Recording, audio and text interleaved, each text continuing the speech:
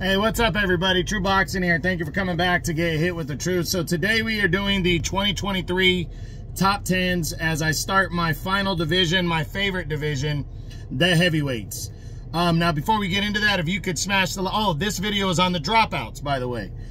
Before we get into that, if you could smash the like button, leave a comment, or subscribe to the channel, I really do appreciate any and all support that I can get as I continue to build my channels here. So the heavyweight division, the dropouts. So these are the guys that were in the top 10 last year but dropped out due to, you know, whatever reasons. We'll discuss that, why they dropped out, and potentially what they got going on moving forward, if anything.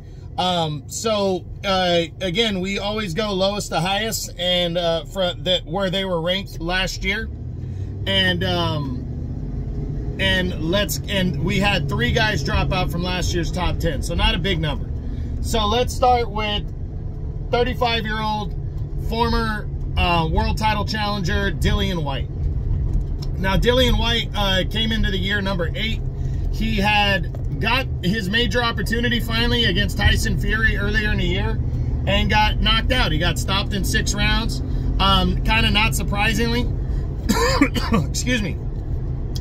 Then he returned in December and got a questionable, but, you know, I didn't feel like it was a bad call. A very close majority decision win over Jermaine Franklin.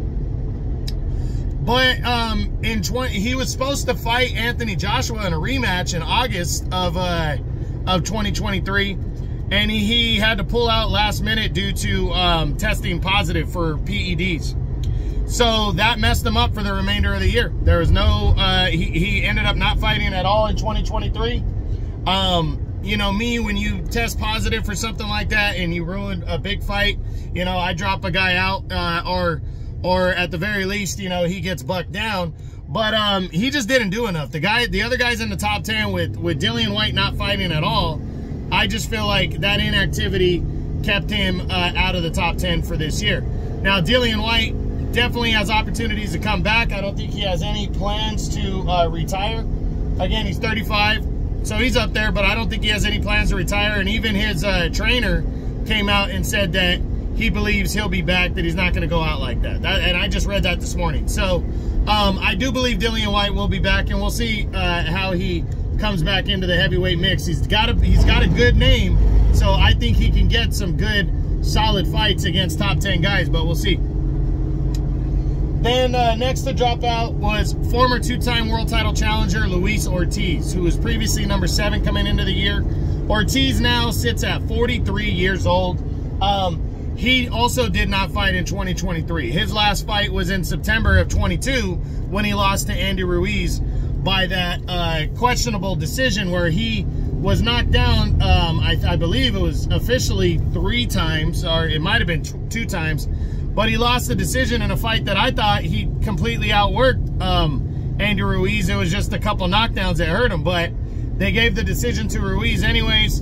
And Ortiz, was on the short end of that. But Ortiz, no surprise, didn't do anything in 2023. Like, nobody is rushing to the front of the line to fight him, either because he's still a dangerous fighter.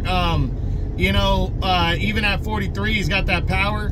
But yeah, nothing major happened in a year where the heavyweights, not a lot happened to begin with. So kind of disappointing. I really hope that's not the last of Luis Ortiz, but I wouldn't be surprised if he retired, but I don't think he wants to retire like that. And at this point, I think a lot of heavyweights might look at him as a stepping stone guy, you know, definitely a gatekeeper, and he could get opportunities this year, but we'll see how he shakes out with the PBC